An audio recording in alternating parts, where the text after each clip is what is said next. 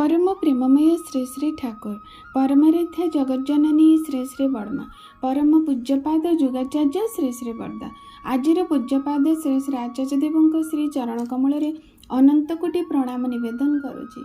सभी गुरु परिवार श्रीचरण में अनंत कोटि प्रणाम निवेदन करुछि। सबुदिन परी आज यही शुभ दिन एक सुंदर आलोचना करबा श्री श्री ठाकुरंकर मोरी आलोचना शुणुवा प्रत्येक गुरु भाई और माँ मान अंतर ढेर सारा श्रद्धा भक्ति भल पाइबा और आनंदित जय गुरु। आज आलोचन एक सुंदर घटना जानिबा जहाँकि इष्टवृत्ति पुस्तकर एक सुंदर घटना एक वास्तव घटना जहाँकि श्री श्री ठाकुर समय यह संगठित होइतिला ताहा आम मान माने जानिबा पाई अत्यंत प्रेरणादायक विषय अटे। यह जानिले आम मानकर बहु गोटे विश्वास आसीबो परमपिता विधान मानिबा पाई एक शक्ति जोगेइबो जहाँकि आम मानकर नित्य दिन ही आलोचना अत्यंत प्रेरणादायक होई परिबो। आलोचनाटी अत्यंत वास्तव घटना 1942 मसीहा अक्टोबर 26 तारिख घटना से दिनर जहाँ भी किसी लिपिबद्ध करा जाइथिला इष्टवृत्ति पुस्तक श्री श्री ठाकुरंकर ताहा मज आपण पाखरे जणैबा पई जाउची किपरि भाबरे माने इष्टवृत्ति निवेदन करिबा द्वारा बोमार आतंकरू रक्षा पाई पारिथिले सेई उपरे एक वास्तव घटना। 1942 मसीहा अक्टोबर 26 तारिख शनिवार से दिन थाए श्री श्री ठाकुर को केंद्र करी चली विभिन्न हिमायतपुर आश्रम रे विभिन्न प्रकार आलोचना प्रसंग चली। हठात कौन है ना खलील भाई रहमान तांको मुख सुखी जाइए भीत माने गोटे भयभीत अवस्था रे श्री श्री ठाकुर पाखरे आसिकी उपनीत हेले आउ कहिले आग दिन राति रे कलिकता रे आखपाखे बहुत बोमा पड़ी 3 टंका टिकेट 15 टंका हो जाइए आ 5 टंकार कम हेले कुली मध्य मालपत्र नेउ नाही। प्लाटफॉर्म रे पशिबाकू सियालदह स्टेशन गेट रे बहुत टंका देबाकू पड़ुछि। मनीष पड़ी जाइछि ता उपरे चढ़ी लोक आसुचंदी हजार हजार लोक एपरी पड़ी अछंदी सेमानक जिनिषपत्र भी एपट सेपट होई पड़ी जाइछि।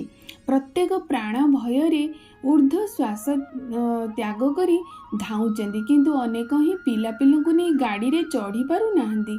मास्टर महाशय अति कष्ट रे ब्रेक भ्यान करी आसीचंदी। समस्तक मुखमंडल रे आतंकर छाप समस्ते भय रे आतंकित हो रहिचंदी। श्री श्री ठाकुर तेणु सेतबेले ठारु समस्तकर निरापदा पाई चिंतित अछंदी। सकाळे श्री श्री ठाकुर मातृमंदिर बारंडारे बसिचंदी। केष्ट भाई भट्टाचार्य अनेक ही ठाकुर पाखरे अछंदी। श्री श्री ठाकुर निज तरफ कहउचंदी जो सब जगार बोमा पड़ी बोमा पड़ार संभावना अच्छी से सब जगार निकटतम निरापद इलाका को लोक मान को पठेबार व्यवस्था करने को पड़ो। ग्राम इलाका जोठारे कौनसी सामरिक लक्ष्यवस्तु नहीं से सब जगह को निरापद भाव धरी निया जाइपारे लोक मानू आउ जो माने भी रहिबे अन्यत्र जाइपारिबे नाही सेमानकर मनोबल जेपरि ठीक रहे से व्यवस्था करने को पड़ो। ए विषय आलोचना करुचंती उपस्थित समस्त भक्त मंडली सांगरे।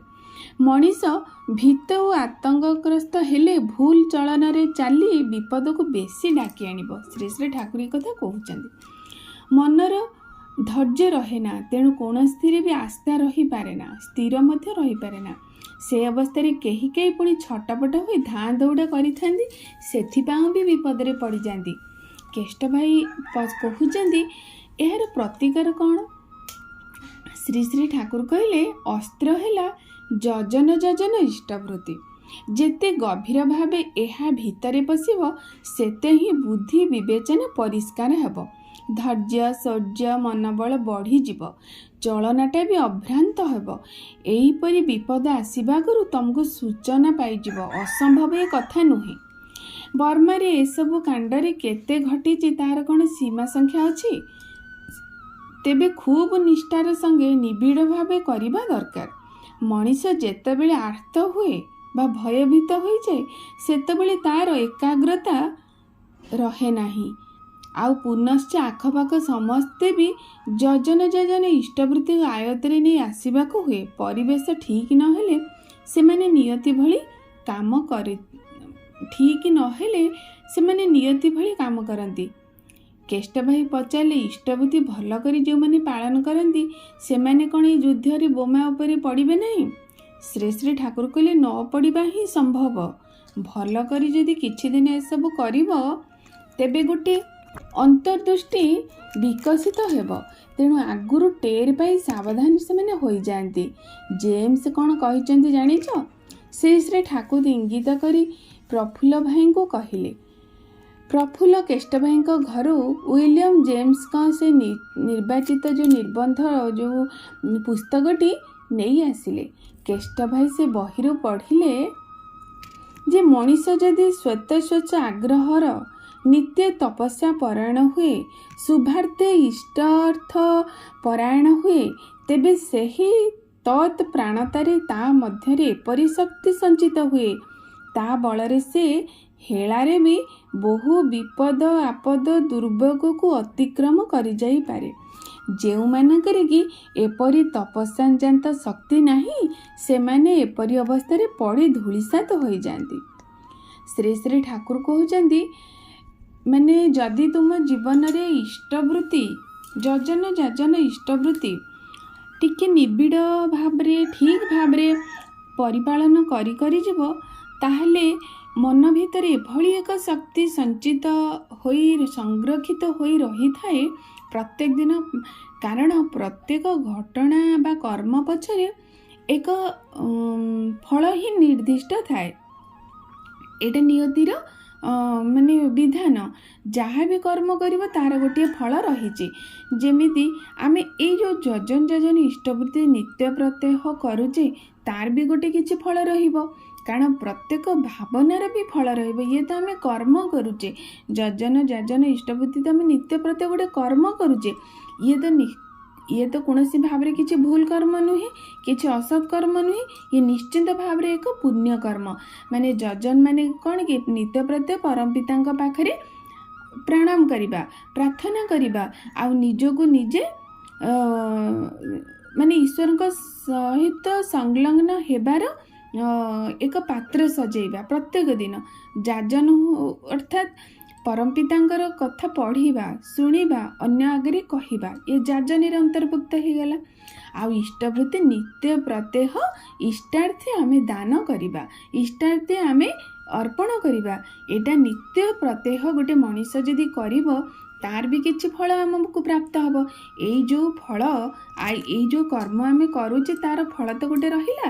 ସେଇ ଫଳଟି ଆମ ପାଖରେ କେଉଁଠି ରହିଲା? ଆମମାନଙ୍କ ପାଖରେ ସେ ସଞ୍ଚିତ ହୋଇ ରହିଲା। ଯେତେବେଳେ ମଣିଷର ଏଇଭଳି ଭାବରେ ବୋମା ବିସ୍ଫୋରଣ ହଉ, ବିଭିନ୍ନ ଆପଦ ବିପଦ ମଣିଷ ଜୀବନରେ ଯେତେବେଳେ ଆସି ତା ଆଗକୁ ଆସିବ, ସେତେବେଳେ ଏଇ ଯେଉଁ ଫଳ ତାକୁ ଏକ ଆଗନ୍ତୁକ ମାନେ କିଛି ବିପଦ ଆପଦର ସୂଚନା ଦେଇଦେବ, ଯେଉଁଟାକି ସେ ଇଙ୍ଗିତ ମାଧ୍ୟମରେ କୌଣସି ମଣିଷ ମାଧ୍ୟମରେ ଦେଇପାରନ୍ତି, କୌଣସି ପଶୁପକ୍ଷୀଙ୍କ ମାଧ୍ୟମରେ ଦେଇପାରନ୍ତି, କୌଣସି ପରିବେଶ ମାଧ୍ୟମରେ ଦେଇପାରନ୍ତି। ଏସବୁ ଦେବା ଫଳରେ ମଣିଷ ନିଜକୁ ସେ ସ୍ଥାନ ତ୍ୟାଗ, ବୋମା ପଡ଼ିବାର ଥିବ ସେ ସ୍ଥାନ ତ୍ୟାଗ କରିଦେଇପାରେ। କୌଣସି ଗୋଟେ ବିପଦ ଆପଦ ଥିବ, ତାର କ'ଣ ସୁରକ୍ଷା ସେଇଟା ଅଟୋମେଟିକ୍ ତା ମନକୁ ଆସିବ, ସେ କର୍ମଟି କରିଦେବ ତା ଅଜାଣତରେ ସହିତ।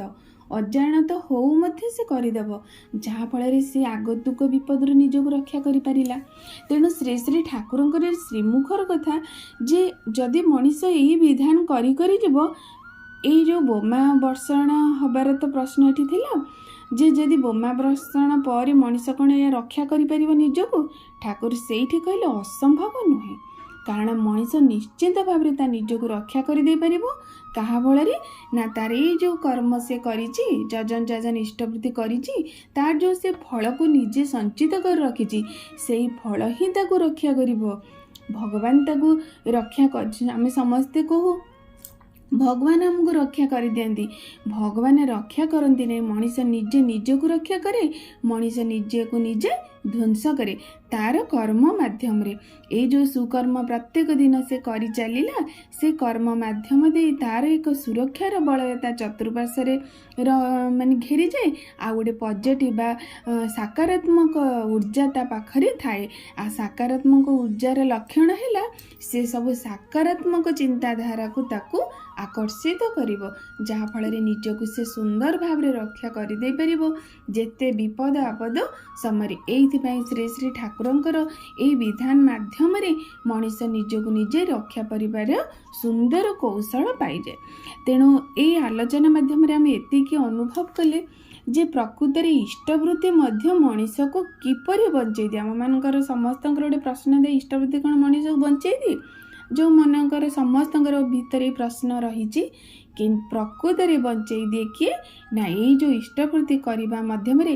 କାରଣ ଆମେ ଦେଖନ୍ତୁ, ଆମେ ଦିନେ ମାସକୁ ଥରେ, ଆଜି ମାଘ ସପ୍ତମୀ ହେଲା, ଆମେ ଯାଇକି ଦାନ କରୁଛେ, ବ୍ରାହ୍ମଣଙ୍କୁ ଦେଉଛେ, ଦିନ ଦୁଃଖୀ ଦରିଦ୍ର ଲୋକଙ୍କୁ ଦେଉଛେ। ଆଜି ଗୋଟେ ମକର ସଂକ୍ରାନ୍ତି, ଆମେ ଦାନ କରୁଛେ। ପ୍ରତ୍ୟେକ ମାସର ପୂର୍ଣ୍ଣିମା ସଂକ୍ରାନ୍ତିରେ ଦାନ କରାଯାଏ, ତାର ପୁଣ୍ୟ ମିଳେ। ପ୍ରତ୍ୟେକ କିଏ ଗୋଟେ ମାନେ ପବିତ୍ର ଦିନ ସବୁ ରହିଛି, ଅକ୍ଷୟ ତୃତୀୟା ରହିଛି, ଏଭଳି ଭାବରେ ବର୍ଷର ଅନେକ ଦିନ ରହିଛି ଯେଉଁଥିରେ ଦାନ କଲେ ଦାନର ମାନେ ଫଳ ବହୁ କାଂଶରେ ମାନେ ବୃଦ୍ଧି ପାଇଥାଏ। ପ୍ରତ୍ୟେକ ଦିନ ଦାନ କରନ୍ତି। ଆଗରୁ ତ ଆମର ମାନେ ଆର୍ଯ୍ୟ ସନାତନ ଧର୍ମରେ ଥାଏ ନିତ୍ୟ ପ୍ରତ୍ୟହ ସେମାନେ ଦାନ କଲା ପରେ ହିଁ କିଛି ଅନ୍ନ ଜଳ ଗ୍ରହଣ କରନ୍ତି। ଏବେ ବି ଅନେକ ଭକ୍ତ ରହିଛନ୍ତି, ମଣିଷ ରହିଛନ୍ତି ଯେଉଁମାନେ ବି ଏଇ ଦାନକୁ ନିଜ ଜୀବନର ଏକ ଅଙ୍ଗ ମାନିଛନ୍ତି, ନିଜ ଜୀବନର ଏକ ପାର୍ଟ ଅଫ୍ ଲାଇଫ୍ କରିଛନ୍ତି। ତେଣୁ ସେଇଟା ଯଦି ଦେଖନ୍ତୁ, ତାର ତ ନିଶ୍ଚୟ କର୍ମଫଳ ରହିଛି। ତେଣୁ ଶ୍ରୀ ଶ୍ରୀ ଠାକୁର ଆମକୁ ଏଇ ତାଙ୍କର ଯଜନ ଇଷ୍ଟବୃତ୍ତିକୁ ଏକ ମଣିଷ ଜୀବନର ଅଙ୍ଗ କରି ରଖିଦେଇଛନ୍ତି, ଯାହାକି ଆମକୁ ନିତ୍ୟ ପ୍ରତ୍ୟହ କରିବାକୁ ପଡ଼ିବ। ସେଥିରେ ଆଜି ପବିତ୍ର ଦିନ ଅଛି, ଆଜି ପବିତ୍ର ଦିନ ନାହିଁ, ସେଥିରେ କୌଣସି ଦେଖାଯାଏ ନା। ଠାକୁର କହିଲେ ଯଦି ତୁ ବର୍ଷକରେ 10 ଦିନ ବା 15 ଦିନ ଦାନ କରିବା ଫଳରେ ଏତେ ପୁଣ୍ୟ ଲାଭ କରିବା ପାଇଁ ତୋ ମନରେ ଧାରଣା ରହିଛି, ତାହେଲେ ନିତ୍ୟ ପ୍ରତ୍ୟହ କରିବା ଦ୍ୱାରା ତାହେଲେ ତାର ଶକ୍ତି କିପରି ଭାବରେ କମ୍ ରହିବ? ତାର ଶକ୍ତି ଅନେକାଂଶରେ ବୃଦ୍ଧି ତ ହୋଇ ରହିଥାଏ ଆମମାନଙ୍କ ପାଖରେ। ତେଣୁ ମଣିଷ ନିଜ ଜୀବନର ମଙ୍ଗଳ କରିବାକୁ ହେଲେ ପରମ ପିତାଙ୍କର ଯୁଗ ଉପଯୋଗୀ ବିଧାନ ମାନି ଚାଲିଲେ ପ୍ରକୃତରେ ହିଁ ତାର ମଙ୍ଗଳ ହୋଇଥାଏ। ଆଉ ଏଇ ଯେଉଁ ବୋମା ବର୍ଷଣ ଆଉ ଇଷ୍ଟବୃତ୍ତି ପ୍ରସଙ୍ଗରେ ଶ୍ରୀ ଶ୍ରୀ ଠାକୁର ଇଷ୍ଟବୃତ୍ତି ବହିରେ ଯାହା ବି ଆମମାନଙ୍କୁ ଦର୍ଶାଇଛନ୍ତି ତାହା ଏକ ବାସ୍ତବ ଘଟଣା। ଏଇଭଳି ଭାବରେ ସେ ସମୟରେ ଶ୍ରୀ ଶ୍ରୀ ଠାକୁରଙ୍କ ସମୟରେ ବର୍ମାରେ ପଡ଼ିଥିବା ବୋମାରେ ଦେଖାଯାଇଛି। କିଛି ଦିନ ଯେତେବେଳେ ବର୍ମାରେ ଏମିତି ଅନେକ ବୋମା ପଡ଼ିଛି, ଶ୍ରୀ ଶ୍ରୀ ଠାକୁର ବ୍ୟାକୁଳିତ ଭାବରେ ପାର୍ଷଦମାନଙ୍କୁ କହିଛନ୍ତି, ଦେଖିଲ ବର୍ମାରୁ ଯେଉଁ ଇଷ୍ଟବୃତ୍ତି ଆସେ ତାହା ବୋମା ପଡ଼ିବାର ଠିକ୍ ଯେଉଁ ପ୍ରତି ମାସ 30 ଦିନ ଇଷ୍ଟବୃତ୍ତି ପ୍ରେରଣ କରାଯାଏ ଠାକୁରଙ୍କ ପାଖକୁ। ପଚାରିଛନ୍ତି, ଦେଖିଲ ଯେଉଁମାନଙ୍କର ଇଷ୍ଟବୃତ୍ତି ସବୁ ଆସୁଥିଲା ତାହା ପର ମାସରେ ଆସିଛି ନା ନାହିଁ? ଠାକୁର ବ୍ୟାକୁଳିତର ସହିତ ପଚାରିଥିଲେ। ଆଉ ଦେଖାଗଲା ଯେଉଁମାନେ ହିଁ ଇଷ୍ଟବୃତ୍ତି ଦେଉଥିଲେ ସେଇମାନେ ହିଁ ନିତ୍ୟ ପ୍ରତ୍ୟହ ପୁଣି ଇଷ୍ଟବୃତ୍ତି ପ୍ରେରଣ କରିଛନ୍ତି। ଠାକୁର ସେଇଠି ଆଶ୍ୱସ୍ତି ଲାଭ କରି ଅନେକ ଭକ୍ତଙ୍କ ପାଖରେ ଦର୍ଶାଇ କହିଥିଲେ, ଦେଖନ୍ତୁ ଇଷ୍ଟବୃତ୍ତି ବି ମଣିଷକୁ ଜୀବନ ଦେଇପାରେ, ବିପଦ ଆପଦରେ ବଞ୍ଚେଇ ପାରେ। ଏହା ହେଉଛି ବାସ୍ତବ ଘଟଣା। ଆମକୁ କିନ୍ତୁ ଶ୍ରଦ୍ଧା ଭକ୍ତି ବିଶ୍ୱାସରେ କରିବାକୁ ପଡ଼ିବ। ଆଲୋଚନାଟି ଅତ୍ୟନ୍ତ ମାର୍ମିକ ହଉ, ଏହି ଆଲୋଚନା ଆମମାନଙ୍କୁ ପରମପିତାଙ୍କୁ ଭଲ ପାଇବା ପାଇଁ ଏକ ପ୍ରେରଣା ଯୋଗାଉ। ଏହା ହିଁ ମୋର ପରମପିତାଙ୍କ ଶ୍ରୀଚରଣ ବିନମ୍ର ନିବେଦନ। ଆଜି ପାଇଁ ଏଇଠି ଆଲୋଚନା ରଖୁଛି। ଆଗାମୀ ଦିନ ଏଇଭଳି ଏକ ସୁନ୍ଦର ଆଲୋଚନା ନେଇ ଆପଣମାନଙ୍କ ପାଖକୁ ଆସିବି। ରହୁଛି। ଜୟ ଗୁରୁ।